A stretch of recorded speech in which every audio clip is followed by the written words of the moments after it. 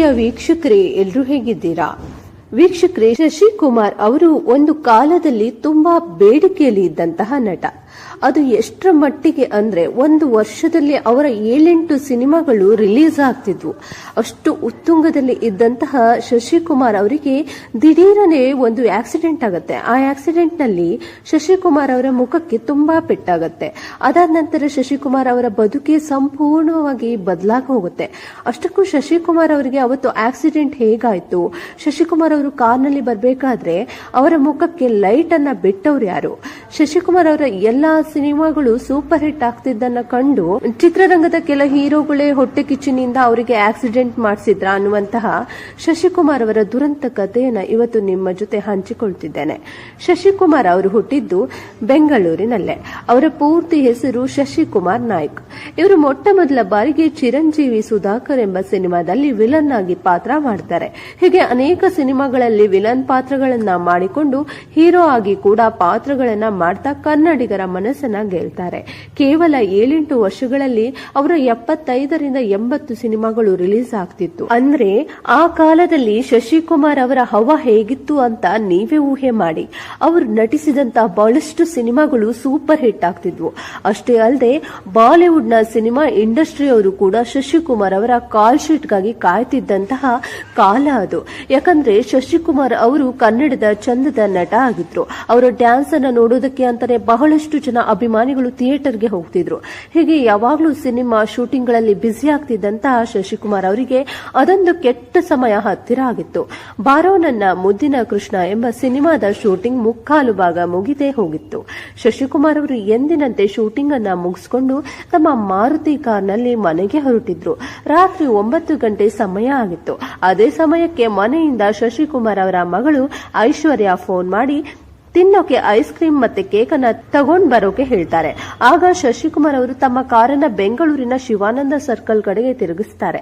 ಅದು ಕೂಡ ಸ್ವಲ್ಪ ನಿಧಾನವಾಗಿ ಹೋಗ್ತಿರ್ತಾರೆ.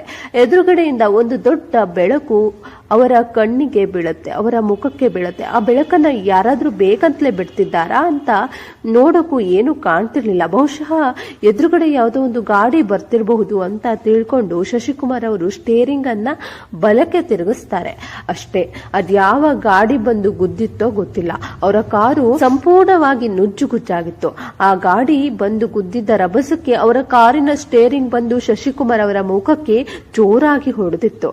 ಇದರಿಂದ ಅವರ ಮುಖವೆಲ್ಲ ರಕ್ತವಾಗಿತ್ತು. ಅದರಲ್ಲೂ ಅವರ ಹಣೆ ಮತ್ತು ಮೂಗಿನ ಭಾಗಕ್ಕೆ ತುಂಬಾ ಏಟಾಗಿತ್ತು. ಅವರ 2 ಕಣ್ಣುಗಳು ಮುಕ್ಕಾಲ್ ಭಾಗ ಹೊರಬಂದಿದ್ದು ಎಷ್ಟು ಭಯಂಕರವಾಗಿ ಅವರ ಮುಖಕ್ಕೆ ಪೆಟ್ಟಾಗಿತ್ತು ಅಂದ್ರೆ ಶಶಿಕುಮಾರ್ ಅವರ ನೋವನ್ನ ತಡೆಯಲಾಗದೆ ಮೂರ್ಛೆ ಹೋಗ್ತಾರೆ. ಆಗ ಅಲ್ಲೇ ಇದ್ದಂತಹ ಅಕ್ಕಪಕ್ಕದ ಆಟೋ ಡ್ರೈವರ್ಗಳು ಶಶಿಕುಮಾರ್ ಅವರನ್ನ ಆಸ್ಪತ್ರೆಗೆ ತಗೊಂಡು ಹೋಗ್ತಾರೆ. ಆಸ್ಪತ್ರೆಯಲ್ಲಿ ಸುಮಾರು 8 ಗಂಟೆಗಳ ಕಾಲ ಶಸ್ತ್ರಚಿಕಿತ್ಸೆಯನ್ನ ಮಾಡಲಾಗುತ್ತೆ. ಕೊನೆಗೂ ಸಾವು ಬದುಕಿನ ನಡುವೆ ಹೋರಾಡಿ ಶಶಿಕುಮಾರ್ ಅವರು ಬದುಕುಳಿತಾರೆ. ಆದ್ರೆ ಅವರ ಮುಖ ಮಾತ್ರ ಮೊದಲಿನ ತರ ಇರೋದಿಲ್ಲ.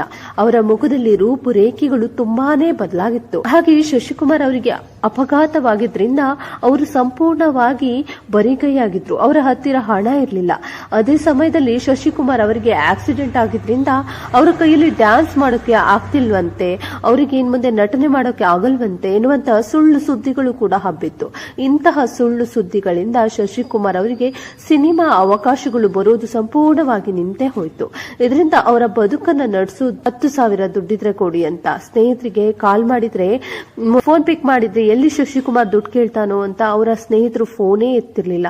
ಶಶಿಕುಮಾರ್ ಅವರು ಕೈ ತುಂಬಾ ಹಣ ಸಂಪಾದನೆ ಮಾಡಬೇಕಾದ್ರೆ, ಸುಖದಲ್ಲಿ ಇರಬೇಕಾದ್ರೆ ಜೊತೆಯಲ್ಲಿದ್ದ ಎಂಜಾಯ್ ಮಾಡಿದಂತ ಸ್ನೇಹಿತರು ಕಷ್ಟ ಕಾಲದಲ್ಲಿ ಕಷ್ಟ ಅಂದಾಗ ದೂರ ಆಗ್ತಾರೆ. ಅವಕಾಶಗಳು ಸಂಪೂರ್ಣವಾಗಿ ನಿಂತು ಹೋಯಿತು.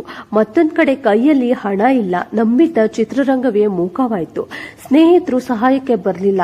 ಬಾಡಿಗೆ ಮನೆಯಲ್ಲಿ ವಾಸ, 2 ಮಕ್ಕಳು, ಇದೆಲ್ಲವೂ ಮಾನಸಿಕವಾಗಿ ಶಶಿಕುಮಾರ್ ಅವರನ್ನ ಕಾಡೋಕೆ ಶುರುವಾಯಿತು.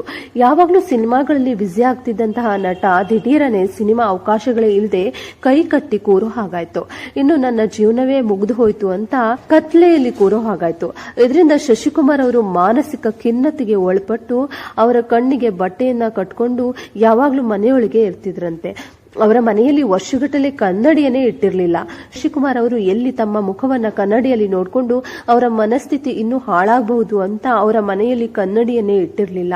ಇದಿಷ್ಟೇ ಅಲ್ಲದೆ ಆ ಸಮಯದಲ್ಲಿ ಅವರ ಮನೆಯಲ್ಲಿ ಇದ್ದಂತಹ ಶಶಿಕುಮಾರ್ ಅವರ ಎಲ್ಲಾ ಹಳೆ ಫೋಟೋಗಳನ್ನ ಹೊರಗಡೆ ಬಿಸಾಡಿದ್ರಂತೆ. ಅವರ ಹಳೆಯ ಫೋಟೋಗಳನ್ನ ನೋಡಿದಾಗ ತಮ್ಮ ಹಳೆಯ ಮುಖವನ್ನ ನೆನಪಿಸಿಕೊಂಡು ಇನ್ನು ಕೊರಗ್ತಾರೆ ಅಂತ ಅವರ ಮನೆಯವರೇ ಶಶಿಕುಮಾರ್ ಅವರ ಹಳೆ ಫೋಟೋಸ್ಗಳನ್ನ ಬಿಸಾಡಿದ್ರಂತೆ. ಈ ರೀತಿ ಶಶಿಕುಮಾರ್ ಅವರು ನೋವನ್ನ ಅನುಭವಿಸುತ್ತಿರುವಂತಹ ಸಮಯದಲ್ಲಿ ತುಂಬಾ ಅಪರೂಪಕ್ಕೆ ಹಬ್ಬ ಎಂಬ ಸಿನಿಮಾದಲ್ಲಿ ಪಾತ್ರ ಮಾಡೋಕೆ ಅವಕಾಶ ಒಲಿದು ಬರುತ್ತೆ. ಮತ್ತೆ ಅವರು ಅನೇಕ ಸಿನಿಮಾಗಳಲ್ಲಿ ನಟಿಸ್ತಾ ಬರ್ತಾರೆ. ಆದರೂ ಮುಂಚೆ ತರ ಹೀರೋ ಆಗಿ ಭದ್ರವಾಗಿ ನೆಲೆಯೂರೋಕೆ ಸಾಧ್ಯ ಆಗಿಲ್ಲ. ಹೀಗೆ ಶಶಿಕುಮಾರ್ ಅವರ ಬದುಕಿನಲ್ಲಿ ಬಿರುಗಾಳಿಯೇ ಎಬ್ಬಿಸಿತ್ತು ಆ ಒಂದು ದುರ್ಘಟನೆ. ತನ್ನ ಸೌಂದರ್ಯದ ಮೂಲಕ ಅಪಾರ ಅಭಿಮಾನಿಗಳನ್ನ ಸಂಪಾದಿಸಿ ಸ್ಟಾರ್ ಹೀರೋ ಆಗಿ ಮಿಂಚುತ್ತಿದ್ದಂತಹ ನಟ ದಿಢೀರನೆ ಅವರ ಅಂದವನ್ನೇ ಕಳೆದುಕೊಂಡು ಸಿನಿಮಾ ಅವಕಾಶಗಳೇ ನಿಂತು ಹೋದಾಗ ಶಶಿಕುಮಾರ್ ಅವರಿಗೆ ಹೇಗಾಗಿರ್ಬೋದು ಅಲ್ವಾ? ಅವತ್ತು ನಿಜವಾಗ್ಲೂ ಯಾರಾದ್ರೂ ಬೇಕಂತಲೇ ಆಕ್ಸಿಡೆಂಟ್ ಮಾಡಿಸಿದ್ದ ಅಥವಾ ಅದು ಅಕಸ್ಮಾತ್ ಆಗಿ ಆದಂತಹ ಅಪಘಾತನ ಅನ್ನೋದು ಇಂದಿಗೂ ಕೂಡ ಸಹ ಪ್ರಶ್ನೆ ಆಗಿ ಉಳಿದಿದೆ. ಇನ್ನು ಕೆಲವೊಂದಷ್ಟು ಜನ ಅವತ್ತು ಅವರು ಕಾರ್ನಲ್ಲಿ ಬರಬೇಕಾದ್ರೆ ತುಂಬಾ ಕುಡಿದಿದ್ರು, ಇದರಿಂದ ಅವರಿಗೆ ಕಾರು ಹಿಡಿತ ತಪ್ಪಿತು, ಅವರು ಆಕ್ಸಿಡೆಂಟ್ ಆಯ್ತು ಅಂತ ಹೇಳ್ತಾರೆ. ಆದ್ರೆ ಇದರಲ್ಲಿ ಎಷ್ಟು ನಿಜ ಇದೆ ಸುಳ್ಳಿದೆ ಅಂತ ಯಾರಿಗೂ ಗೊತ್ತಿಲ್ಲ. ಇದ್ರ ಬಗ್ಗೆ ನಿಮ್ಮ ಅನಿಸಿಕೆ ಅಭಿಪ್ರಾಯಗಳನ್ನ ಕಮೆಂಟ್ ಮೂಲಕ ತಿಳಿಸಿ ವೀಕ್ಷಕರೇ. ವಿಡಿಯೋ ನೋಡಿದ್ದಕ್ಕಾಗಿ ಧನ್ಯವಾದಗಳು.